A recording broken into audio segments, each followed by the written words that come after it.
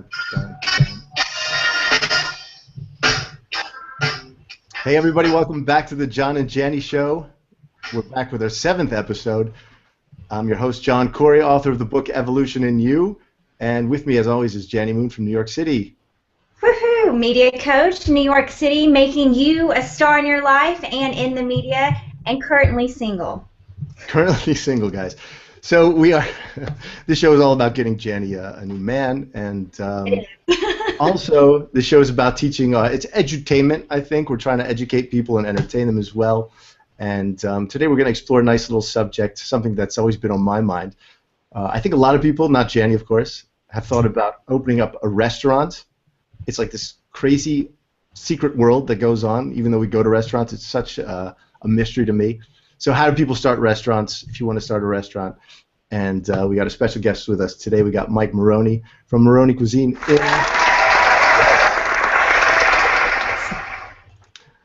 straight out of Long Island. Here he is with us. We're going to bring him on right now, have him talk to us about how to start a restaurant and talk to us about his meatballs. His famous meatballs. Apparently he has some big meatballs. Mike? Mike, are you there? Can you hear us? Can we hear you, more importantly? He's on mute. Do you have to unmute him? How does this work? Should not be muted. Mike, do you hear us? No. Is Marie there? Can she unmute? No. Hi, Marie. You see the little microphone at the very top? If you can hit that little microphone. At the very, very top, it'll say microphone. Fine, I'm doing it again. Hello? While we wait for Mike, let's talk about... I don't know why this is going on. This is so awful. Oops. No, here, undoing me. I have to be a little bit less patient, a little bit more patient. So if you go all right, the you good? You got it now? There it is. Hey, hello everybody. We're back. A little technical. Thank you, Lord. I can cook, but I can't figure out this fucking computer. That's what people say is like the best chefs are just not very technical. I'm not, man. I can get technical with a chicken cutlet. I can get technical with a soup or a stock, but these freaking buttons, I can't handle it. It's too much. You guys did it, though. Go team, and your lovely wife is always there to help save the day. So. This is working out fine. Mike, when did this all start? Did you not want to spend as much time with your wife and kids, and so you decided it's time to start a restaurant? That's a good question. I don't understand how you even have 5 minutes to do this show. The whole thing. I mean, I knew that I was going to be a chef at a very, very young age when I was like 5. I am completely self-taught, and I opened up our first professional public restaurant. Regular a la carte restaurant with menus and wine lists and all that stuff was 20 years ago when I was 35. And the only reason why I did it is because I met my wife and I knew that between me knowing the back of the house and her knowing the front of the house that we could figure this thing. That sounds like a sex position.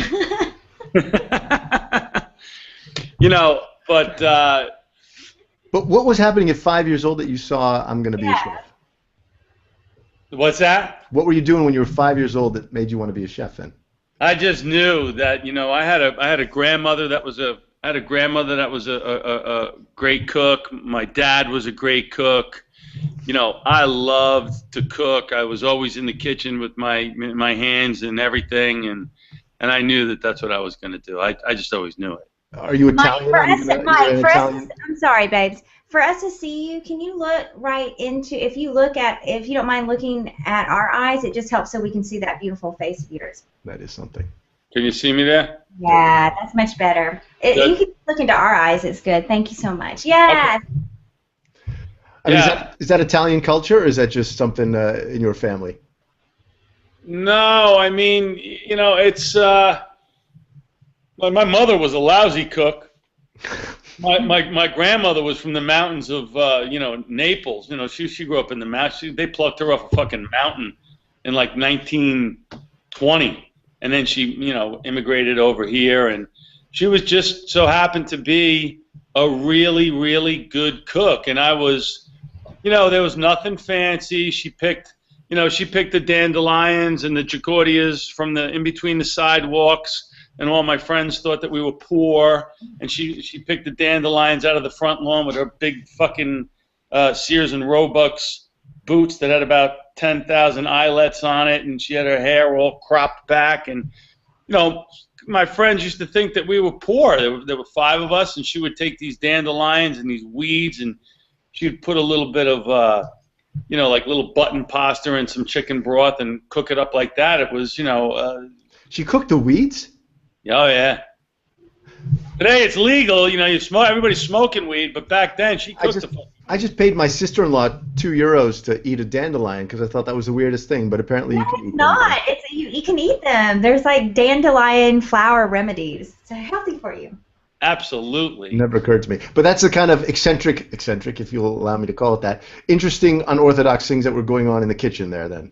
Oh, yeah. Like my grandmother, I guess because she wasn't educated. She didn't go to school or anything like that. So, she was brought up in a very small town in Italy, and she just knew how to cook. She was a typical, person that who was self-sustainable. She cooked. She knew how to sew. She knew how to, she knew how to raise a family. She could, tend to the goats and to the chickens and to the pigs and all that crap. I mean, that's the way it was. It was only. And who was your inspiration?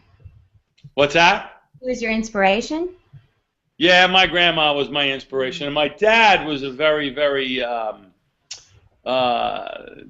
frugal cook. There was 5 of us kids, growing up in this small town in Long Island called Locust Valley. A lot of people associate Locust Valley with a lot of money, but we were poor. We literally didn't have any money, but there was 5 kids. My dad was pretty resourceful, and he could pretty much open up the refrigerator, and before you knew it, there was something like wickedly, wickedly good on the table. And don't ask where it came from or how it got there. He had that talent, just like my grandmother had that talent, just like I got the talent. Now, my other 4 brothers and sisters don't have that talent. They're not there. Something happened with you. You were hooked up to that whole experience. You thought it was cool, and you knew I could make a living out of this? Yeah, I knew I could probably make a living. I went to school, high school, and there was like a little program to go to BOCES, and I did that. Didn't do very well in that school because I never followed rules, ever. I still don't today. I just can't. It's not like I'm some bratty pain in the ass. I just can't fucking follow a rule because they don't really make sense. But that's your little recipe then, too. That's the recipe from Mike. That's what makes you unique, right? The only rules that there really are are in baking. Baking, there are rules. I understood about baking, yeah. You can't break the rules in baking. Baking is all about weights, measures, yeast, growths, bacteria, all that stuff. One day when I get a little bit older, I'll play around with baking. But for now, I got to cook. So fast forward, how many years? 30 years, then you said. You've been through more than 30 years. Married with my wife. We're married 20 years. And yeah, we've been pretty successful. We've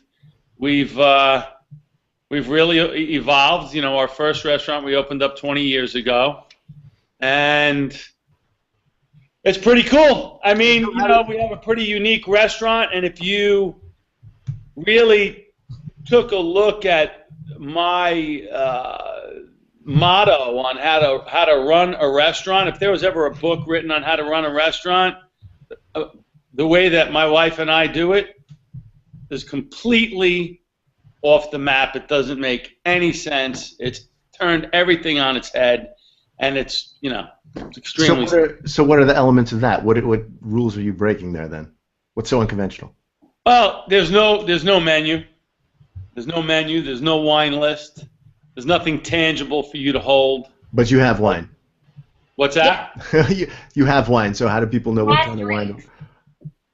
Well, we verbally, we talk to you. We sit you down, and everybody knows. I mean, Maronis has been there for 15 years, so everybody, 98% of the people that are coming in to eat already have been there, or they heard everything. They know what they're getting themselves into. So it's pretty cut and dry when they come in. They're excited to be there. They're pumped to be there. Our wait staff is awesome. And you come in, you sit down, and we just talk to you, and everybody's kind of like pretty excited. It's kind of like they just went into an amusement park, and they just got into that cool place, and it's like, well, shit, what the fuck? What are we drinking? What are we eating? What's going on? And you're recommending things at this point? Who's allergic? Who's a pain in the ass? Who's this? Who's that? And you're recommending stuff? It's all a surprise. You go in and everything's a surprise. Can't see anything you're doing, babe.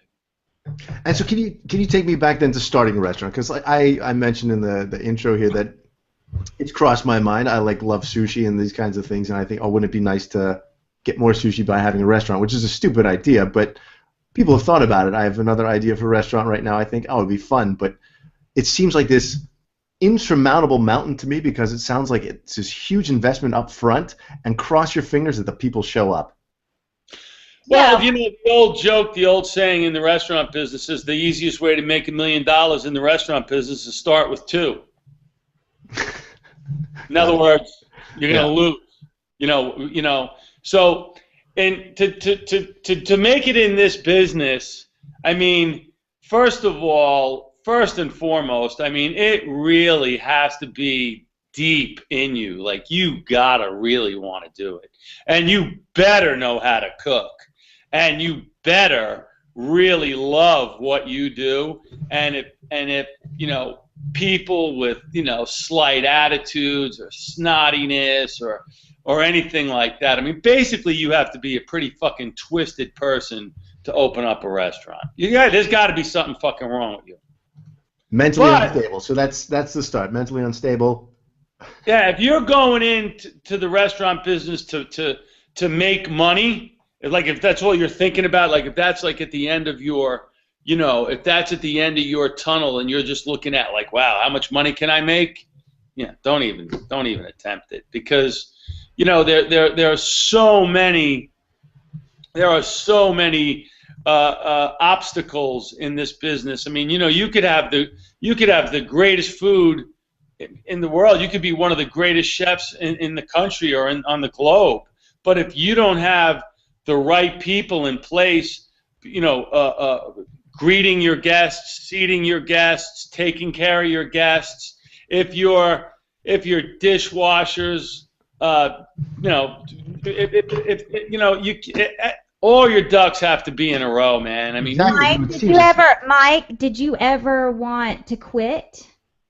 That's a good question. When I first opened up this restaurant 15 years ago, I literally cried myself to sleep for 1 year, because it was a whole new concept, and I had to take fucking pills to get to sleep, because no one understood it, no one got it.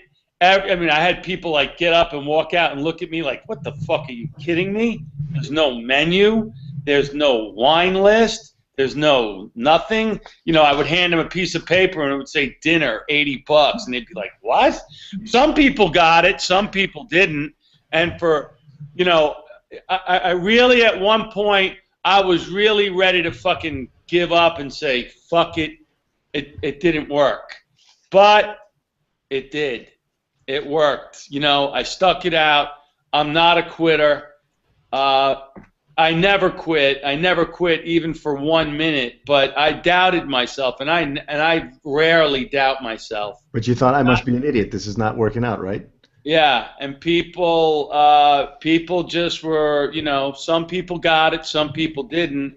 But now, you know, 15 years later, it's a tremendous success, and people love it. So, quite. And you're famous for what? Your meatballs, right? Is that the most famous? Well, we became famous for our meatballs with the TV episode of Bobby Flay. You know, I beat Bobby Flay in a throwdown. What's Bobby Flay? Bobby Flay is a Food Network chef, and he had a couple of TV shows. He's been on TV for about 20 years. I'm out of the loop. And he would go. He had a show where he would go around and, you know, like if you made like the fucking cronut, he would try to beat you by making, you know, the guy that invented the cronut, he'll do a cronut, you know, and I make meatballs, and, you know, we were famous with them because we serve them in a pot, hot to go home and all that crap. And that's a whole nother thing that was you know, everybody thought that I lost my noodles when I opened up Maroni's to sell pots of spaghetti and meatballs. You know, they were like, "What the fuck is this guy doing?" Because, you know, my wife and I had a very successful international type cuisine restaurant 20 years ago. Very successful, very popular, very highly rated. And then, you know, I moved to the next county to open up this little store with no menu and pots of meatballs to take home, and people just could not. It was, you know, they had a real rough time grabbing it. But you think up these ideas, and then you say to yourself, "This is going to work," and you just try it, and it doesn't work for a long time, and then all of a sudden it does work. I mean, are you getting feedback along the way and thinking like? Oh yeah, people would come in, right? People do like it. People would come in, you know, like I got. Hello. No, there goes his internet connection. Mike froze. Mike is gone. Maybe we'll catch him. We'll just finish it for him. No, he'll be back, I'm sure, right? Well, I have to tell you, fascinating. So come back. The tips. I wonder if he sees us. The tips that we already know, right? That we can tell you, our audience. Determination. Determination. I'm impressed. Here we go. We already got him off the show. Determination. What else? Well, determinations, and honestly too, it sounds like coming up with this really niche, unique idea. Not for it's, you know what, it's so organic because it doesn't seem like it's niche for the sake of being niche. It's like he took this idea from his grandmother as part of his culture, his history, his family, and it was all that he knew to do. You know, it made sense, but it was so unique to, you know, his culture, his family, and that's what made it so special. It's fascinating that he has the faith that it's all that other people are going to enjoy this as well. Yeah, let me. I'm just going to send him one more link to see if we can get him back. For sure. But what else? What did you learn? He has not convinced me to start a restaurant. That's for sure. Well, maybe you're not supposed to be convinced. I don't think everybody should start a restaurant. It's freaking hard work. It's a lot of hard work. Sounds like a ton of hard work. I mean, it's a lot of hard work, and I mean, it just sounds like it's very demanding, time-wise, all kinds of things. So. Yeah, I don't think you should. I don't think your wife would want you to start your restaurant. I think he's coming back. I was going to start an upscale version of Hooters called Tatas. Do you understand? I think that's a really bad idea. Yeah, well, see, I'm going to just be determined. Horrible idea, Tatas. I'm going to be determined and hire the right people, if you know what I mean. Whatever. Okay, a whole other side of you we're all getting to see. Everyone, this is the real John Corey here. The real John Corey, stand up. Tata, Tata. Tatas. Welcome to Tatas, everyone. This may be the new name of our show, Tatas. May not have Mike, so I don't know. Mike is his internet is unfortunately. It's gone, I think. Not doing so well, but this is where you can find Mike. You can go to. His restaurant on Long Island called Maronis. It's MaroniCuisine.com. Maroni like M-A-R-O-N-I cuisine.com. Very hard to get a reservation. Like you have to call in advance, and you cannot F around with the reservation. Like they are very people are on waiting lists to get into this restaurant. Seriously, yeah. Yeah. Wow. Next time you and your family come to the States. I'm definitely going. We get up to Long Island. No You're fellow. gonna have to totally go to Maroni's restaurant and see what it's like. I feel like he's coming back any second. I think we're gonna kill Well, him. this is his wife. Hold on. Okay. Jenny's gonna let take the me phone know. right now. I'm gonna just monologue for a minute. Oh, no worries. Don't even worry about it. Please just tell him how we'll have to have him back on the show. Wonderful job, and we appreciate both of you. And he can watch this later. This is the way technology goes, you know? I mean, if this was only meatballs. But hold on. I want you to hear something. This is Marie, his wife. We're doing this for Mike. Thanks for being on the show, Mike Maroni, and thank you, visitors, for watching. Sorry that this guy We gave him a big. canceled out. Hopefully, you have a better idea of what to do about setting up your own restaurant. We'll talk to you in a little bit. Bye. We'll talk to everybody in a little bit. We're gonna get. Well, there you no. go. Before we go, Yeah. I do think that it's important that people know that, you know, doing what Mike did took a lot of guts. Anybody that does a restaurant, it takes a lot of guts. Thanks a lot. It takes a lot of guts. It takes a lot of determination. It takes a lot of hard work. It takes a lot of making mistakes, and it sounds like it takes a lot of just complete and utter determination. It feels like he had no other choice in all of this. I'm so fascinated by people who know at a young age what they want to do. And he's 5 years old and he knows this. And that's always just like, okay, well then your whole life is just dedicated to that. And so it's not even a question. However hard it's going to be, he just does it. And so that's an interesting case study. Cool. That is cool because, you know, even as an adult, how many careers have we all gone through, like, to know what your purpose is? I'm telling you I want to set up a restaurant, but I really don't. But I'm saying, you know what I mean? That's how I fluctuate. But he doesn't have that problem. And that's where the determination. What would you have? You wouldn't have meatballs. What would you have? What would be your famous thing? I have a concept restaurant, and it's nothing about food because I'm not like a food. I just love sushi. I would like to eat sushi all the time. Oh, I know what it is. Naked sushi. Come on. Naked. That's been done. That's totally been done. That's a concept. Is that top? Seriously? Come on, John. Really? I don't know anything about naked sushi. What's naked sushi? You said you had an idea for a sushi restaurant. It's more about the concept. I mean, no, I don't. I always thought I loved sushi a lot, so I would love to set up a sushi restaurant. It would be such a nice place to have it, whatever. I thought you were like going to try to like do like, you know. No, it was all just going to be for cheap sushi, which is a stupid idea. That's my point. I just want to get cheap sushi because I can just buy it. I can just get sushi whenever I want because I have two chefs working for me constantly. Yeah, naked. Yeah. Nobody's naked. Nobody's naked here, Jani. Naked sushi. I did it once. What is naked sushi? Where you lie naked and you put sushi on you. What? Yeah. For my friend's birthday years ago in my young days when I had it, and my body looked a lot better. Yeah. Send me some pictures. Send us all some pictures. I've never heard of such a thing. Oh my God, it's very popular in LA. They have some restaurants in New York. It's like very chic, you know. You eat the piece of sushi off of somebody. Oh my God, that's so decadent. I mean, and you make like really like off-colored comments to the side because you know there's so a gazillion. And you did this once. Yeah. This show has been a success, despite Mike's technical difficulties.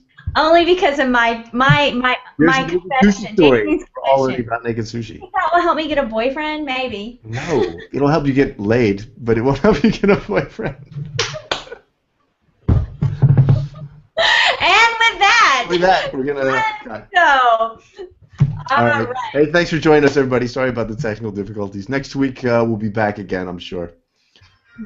Mike, MaroniCuisine.com. And check out his meatballs. Check out his meatballs. We'll see you next